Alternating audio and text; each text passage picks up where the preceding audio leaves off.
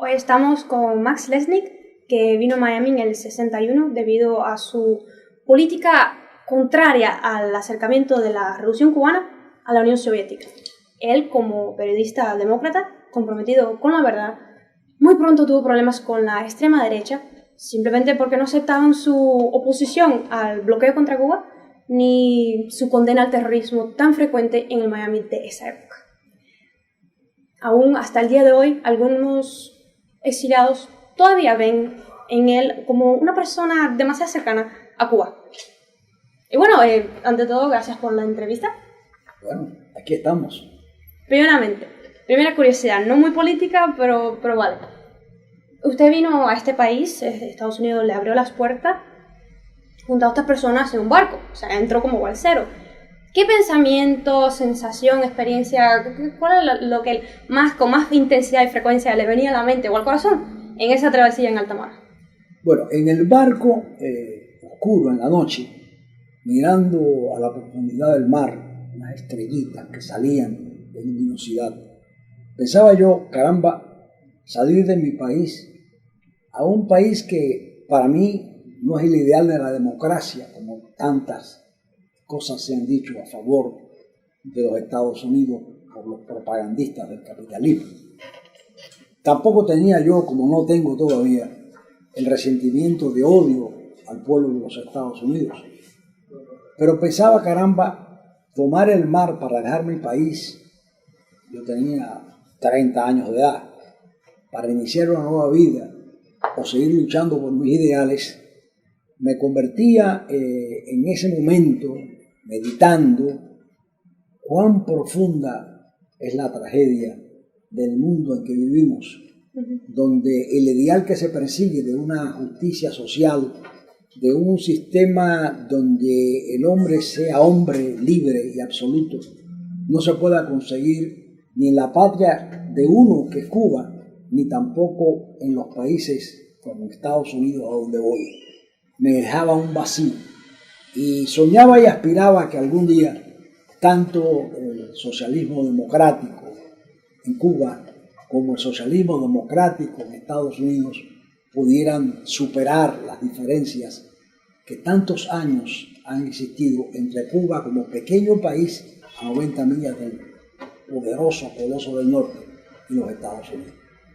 Todavía han pasado ya, estamos hablando, yo vine a este país en 1961, enero del 61, estamos en el 2013, todavía Cuba está lejos de ser lo que yo hubiera querido que fuera, y los Estados Unidos muchísimo más lejos de lo que significa ese ideal. Pero en Cuba, el desarrollo de la sociedad cubana va camino de eso, de una sociedad más justa, más participativa, una sociedad en que todos los cubanos se sientan libres de ser lo que son, hijos de Martí, hijos de la patria. En ese camino estamos luchando y seguiremos luchando. Segunda pregunta, y esta sí más política. Usted en los años 50 participó en el derrotamiento de la dictadura de Batista, era una dictadura, y participó también, fue el líder en el clandestinaje ahí en La Habana, pero también fue jefe de las juventudes del Partido Ortodoxo. Mi curiosidad, si Chivas hubiese tenido la posibilidad de hacer un gobierno, él con su movimiento popular, porque bastante popular que fue, si hubiese tenido la oportunidad para una acción de una democracia más participativa, hubiera sido posible una revolución social sin necesidad de ir a la lucha armada. Yo considero que el proceso evolutivo que llevaba Cuba, que fue interrumpido por el golpe de Batista el 10 de marzo de 1952, no iba a conducir a una revolución radical.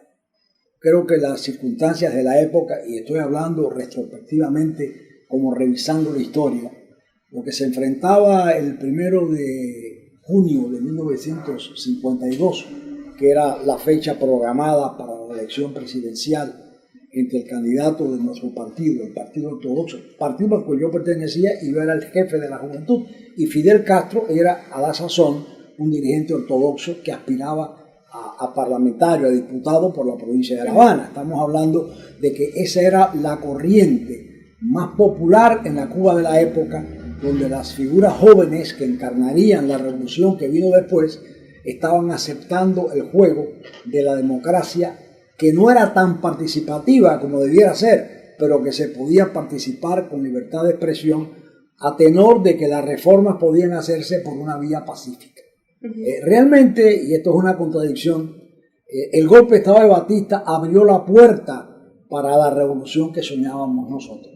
En definitiva, lo que se proclamaba, y lo hicimos en un documento histórico del proceso cubano, que es un folleto que se escribió en el año 1948, que se llamó El pensamiento ideológico y político de la juventud cubana, donde esa juventud ortodoxa del partido de Chivas proclamaba que al final y el camino era hacia el socialismo. Realmente eso no creo que pudiera haberse llevado a cabo en una democracia constreñida a la Constitución del 40, que si bien era una constitución liberal para la época, tenía una serie de esquemas que impedían transformaciones más profundas. Realmente por una contradicción, el golpe de Estado de Batista y la proclamación de la oposición, y Fidel fue uno de ellos, que presentó un recurso ante el Tribunal Supremo para denunciar el golpe de Estado, hecho que por supuesto no realizó el Tribunal Supremo. Abrió, y la propia Constitución del 40 decía que el pueblo tiene derecho a luchar por sus libertades en cuanto en tanto un gobierno dictatorial no lo permita. Quiere decir que la Revolución Cubana tiene una base legal. La base legal está en que frente a la dictadura hay derecho del pueblo a sublevarse. Y así se hizo. Pero para contestarte la pregunta más concretamente, Cuba iba por un camino de evolución política. Y creo que es posible hasta cierto punto, como está sucediendo ahora en Venezuela, en Ecuador, en Bolivia, hacer cambios sustanciales en la estructura del capitalismo para buscar una sociedad más justa. De la misma manera que en la sociedad cubana de hoy, que es un gobierno socialista, o por lo menos es un gobierno donde el socialismo es la bandera, se están haciendo transformaciones y cambios para buscar una confluencia más justa por la vía pacífica.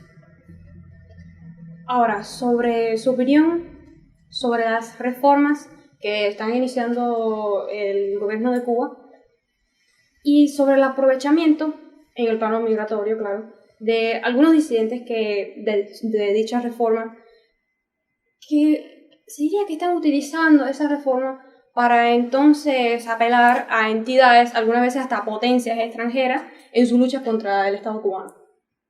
Bueno, yo creo que en cualquier país del mundo, incluyendo los Estados Unidos donde vivimos, recibir ayuda económica o de cualquier tipo de un gobierno extranjero es ilegal. Y prácticamente esa ilegalidad conduce a la traición. Yo creo que la disidencia cubana ha nacido viciada de origen, y no desde ahora, desde los años 60, cuando empezaron los primeros grupos opositores.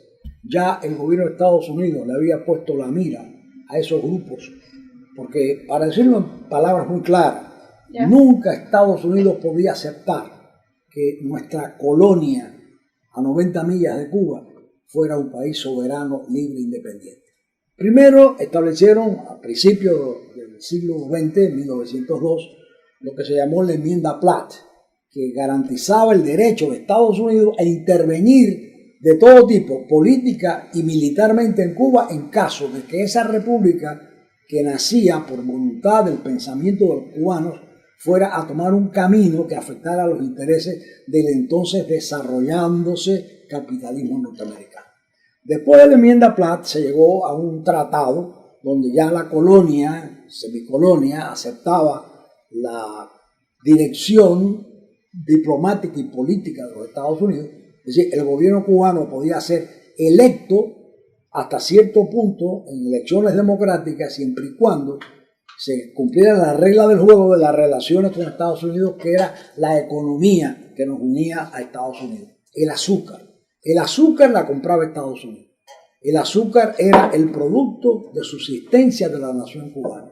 Y esa atadura que Cuba vendía el azúcar a Estados Unidos, y con lo que Estados Unidos le pagaba por el azúcar se mantuviera todo un aparato burocrático en manos de las oligarquías y de los elementos más desarrollados del capitalismo nacional incipiente, hacía que Cuba no fuera un peligro a los Estados Unidos desde el punto de vista político o diplomático. En esas circunstancias hay que entender que siempre los políticos de turno estaban al servicio de la política exterior hacia Cuba de los Estados Unidos. Y hoy día ese mismo papel lo juegan los llamados disidentes, que obedecen los dictados de los Estados Unidos para de esa manera cumplir con la función de minar o socavar el proceso revolucionario cubano. Te decía que desde los años 60 todos esos grupos que actuaban por la violencia tenían no solamente el beneplácito, sino la ayuda material, económica y militar de los Estados Unidos. Ahí está la invasión de Playa Girón del mes de abril de 1961.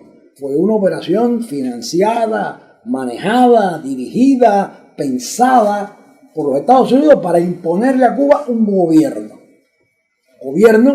que en definitiva se convirtió en sal y agua, pero nunca Estados Unidos ha renunciado a aquel viejo sueño que proclamaba la doctrina Monroe de la manzana que caía en sus manos. Sí, la fruta madura.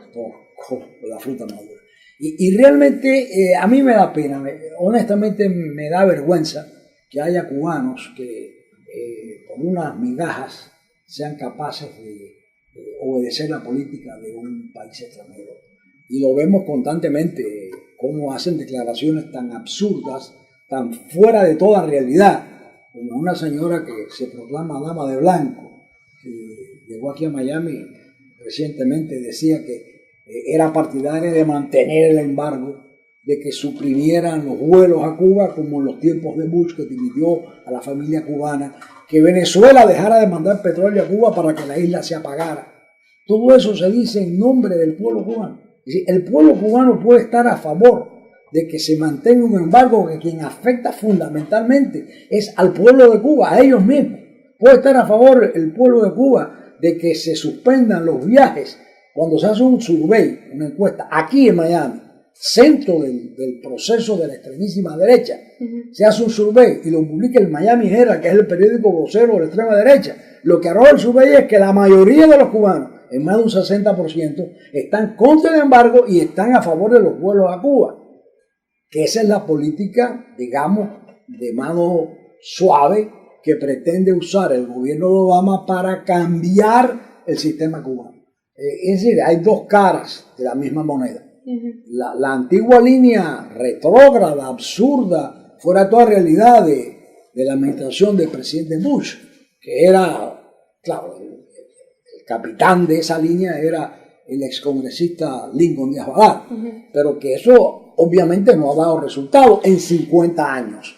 Mantener el embargo, la ley Torricelli, la ley Helms-Burton, Bush llegó a suspender los vuelos a Cuba, el envío de remesas, todo eso que es una política, digamos, de mano dura, extrema, conduce, entre otras cosas, a que el pueblo cubano se abroquele al lado de su gobierno, porque siempre cuando hay una crisis, cuando hay un fenómeno de agresión externa, y lo vemos en los Estados Unidos, ahora en Boston sonaron 4 bombas que lamentablemente, actos de terrorismo que afectaron a una ciudad norteamericana, pero el país entero estaba al borde de la crisis producto de esas 2 bombas, pues el pueblo americano, como lo hizo el 9/11, se unió al lado de su gobierno. Bueno, de la misma manera, y no hay que pensar que las cosas son distintas, cuando se hace una amenaza de que se va a mantener el embargo, de que se va a suspender los vuelos a Cuba, de que se van a dejar de enviar las remesas, de que nos van a quitar el petróleo, eso lo que hace es unir a todo el pueblo de Cuba al lado de su gobierno, aunque no se esté simpatizando con el pensamiento político e ideológico de ese gobierno. Lo que pasa es que la lectura de esta situación, cuando se da a través del dinero que reciben los que la proclaman, obviamente no les interesa la opinión del pueblo cubano. Le interesa más la opinión de los cubanos de la extrema derecha de Miami que la de los 11 millones de cubanos. ¿Por qué? Por el dinero. Hay una vieja frase aquí que dice que lo que importa es el cash. Y en definitiva, el cash es lo que determina la conducta de esos llamados disidentes. Muy lamentable. Pero hablando sobre el último tema que usted mencionó, una derecha que sí, una parte que sigue intransigente, la vieja guardia ahí, antigua, pero una parte, digamos que ha evolucionado, se ha hecho una especie de maquillaje, se ve también en varias extremas derechas, incluso de Europa, que este fenómeno, digamos que se están actualizando. Y entonces, usted que ha dicho más sincero y directo y explícito, usted no es comunista, sin embargo, durante décadas sufrió una hostilidad de parte de la extrema derecha cubana-americana. Ahora, esa derecha, digamos que se está acercando, una parte de ella se está acercando más en el plano político a una actitud más liberal, tratando de ganarse los corazones de los jóvenes, de los intelectuales, de los artistas. Pienso yo, para provocar entonces una especie de primavera árabe dentro de Cuba. Ahora, la pregunta, si esas fuerzas negativas lograsen tener éxito, ¿Cuba sería en el futuro más demócrata y soberana? No, al contrario. Yo creo que los que se disfrazan camaleónicamente de una posición, digamos, más abierta, más democrática, todo eso es puro paisaje. Realmente, cuando uno analiza las personas que están envueltas en esta posición, llegamos a la conclusión de que en su momento fueron los más intransigentes radicales del extremismo estalinista. Vamos a buscar los nombres, yo no voy a mencionarlos, no vale la pena, pero toda la historia que se desata a través de cuando se desploma la Unión Soviética, los que miraban a la Unión Soviética como la pupila de sus ojos empiezan a girar a una posición de oposición al gobierno revolucionario. Porque en el fondo nunca los comunistas estalinistas vieron con simpatía ni a la revolución cubana independiente y soberana, ni mucho menos a su líder Fidel Castro. Tan es así que cuando el asalto al Moncada, que fue una manifestación de acción directa del grito de la juventud cubana en rebeldía, el órgano oficial del partido de la época, que era un partido comunista estalinista, denunció el asalto al Moncada como un acto puchista. Y eso que quedaba en el fondo y en el corazón de esos extremistas que no se sentían tan cubanos como nuestras palmas, pues cuando se desplomó la Unión Soviética quedaron decepcionados porque ese era su faro, ese era su guía, y los vemos que de ahí procede esa llamada disidencia. Todos estuvieron de alguna manera u otra envueltos en los manuales soviéticos que se usaron en la educación de Cuba en un momento dado, donde había dos corrientes: la corriente tradicional de la revolución, que arrancaba de Martí y de nuestros patriotas, que pasaba por Mella, que era comunista, pero un comunista cubano, por Antonio Guitera. Y para nosotros, los que seguimos a Chivar, veíamos también que esa corriente se mantenía viva. Ahora, cuando se desploma la Unión Soviética, estos elementos que hoy día son opositores o disidentes, como se llama, fíjate la palabra, disidente, no son revolucionarios en contra de la revolución, porque se puede ser contrarrevolucionario y se puede ser revolucionario en contra, son dos cosas distintas. El contrarrevolucionario está contra toda la revolución. El revolucionario en contra está en contra de ciertos aspectos de la revolución, no de la revolución en sí. Estos son disidentes. ¿Disienten de qué? Disienten del sistema al cual pertenecían. Es decir, que realmente cuando uno analiza la posición de estos disidentes se da cuenta de que no son más que una manipulación en la guerra de los dos imperios. No hay que ser un historiador para conocer que en la época de la Guerra Fría, la Agencia Central de Inteligencia manipuló y creó una revista que se llamaba Encounter, Encuentro. Esa revista estaba dirigida e integrada por elementos excomunistas que se prestaron al juego de disfrazarse de izquierdistas liberales frente a la Unión Soviética, que calificaban, y no estaban equivocados, de que era un Estado totalitario estalinista. Pero lo que sí es importante es cómo se repite en el fenómeno cubano ese tipo de estrategia, porque las naciones, Estados Unidos, la Rusia de hoy, la Unión Soviética, en sus files sacan de una gaveta y dicen, ¿a qué se parece esto? Y entonces aplican la fórmula. Ya. Esta fórmula que tú hablabas ahorita de la primavera árabe, esa es la primavera de Praga. Siempre hay una primavera en el camino, que es no más que un engaño. Al final todo se traduce en más de lo mismo. Ya que a usted le tocó vivir en otra Cuba, porque el tiempo ha pasado y obviamente la Cuba de hoy no es igualita a la Cuba de antes. Entonces, desde los años de la sabiduría, usted debe tener una visión más clara al analizar la actual juventud de Cuba. Y me gustaría que compartiera con nosotros alguna virtud que le haya visto a la juventud cubana y a la vez algún defecto que tengan. Realmente, la generación mía, que es la generación del centenario, de los años 50, se llamaba así por los 100 años del nacimiento de Martí, no éramos tantos. O sea, La Habana apenas tenía en esa época 17.500 estudiantes en toda la isla, con una población de cerca ya de los 7 millones de habitantes.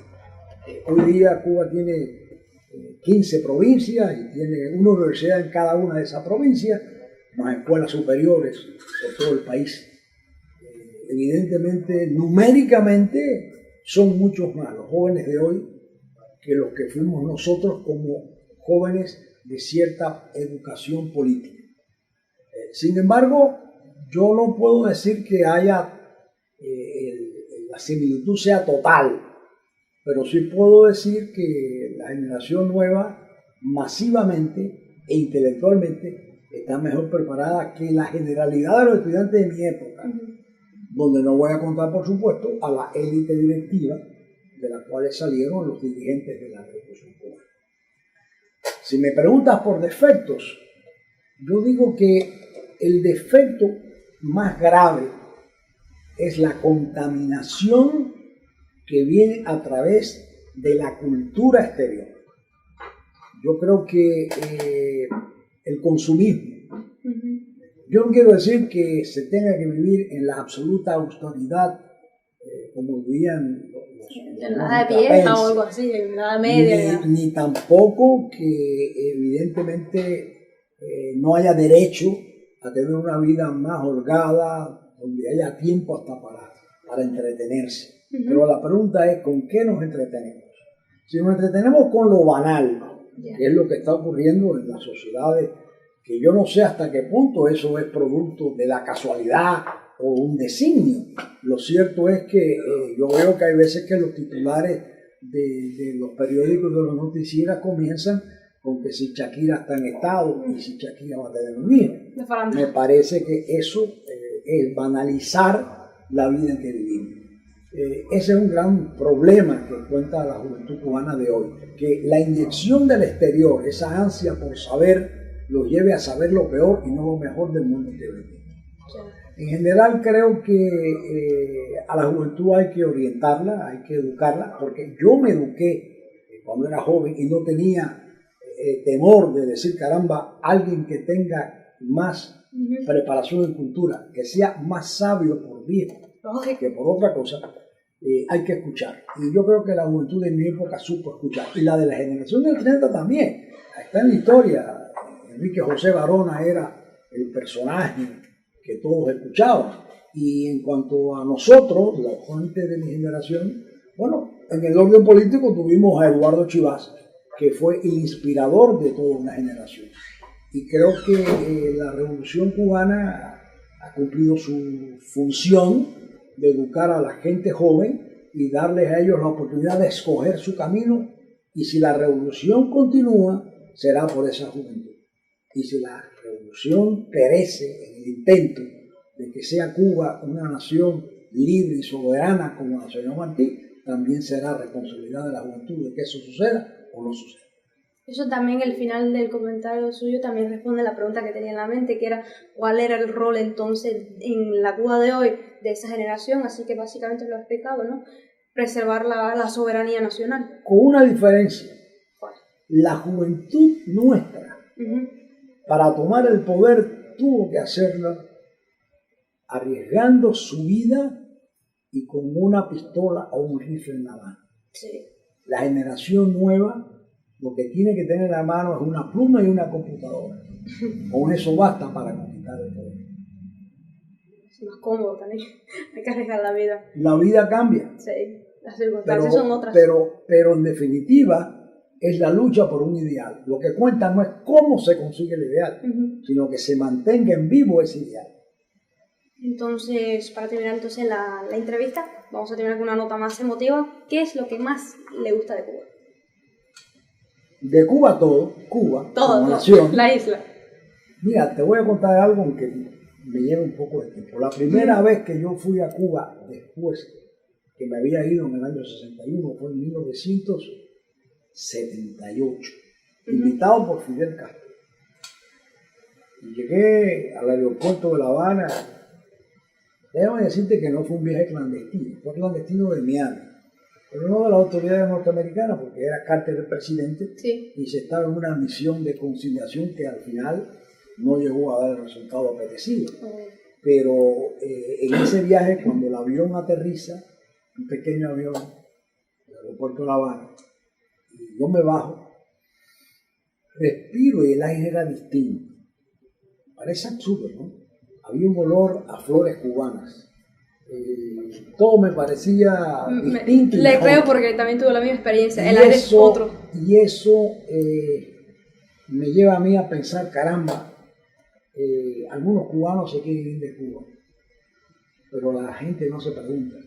¿Sabemos cuántos cubanos del mundo quieren regresar a Cuba? Te digo que son tantos como los que se quieren ir. Quizás hasta más. O más. ¿Quién sabe? Todo depende de que los que están allá sepan entender el mensaje. Que los cubanos de afuera quieren estar en Cuba. Los que se quieren ir también querrán volver en un día. Eso sucede mucho.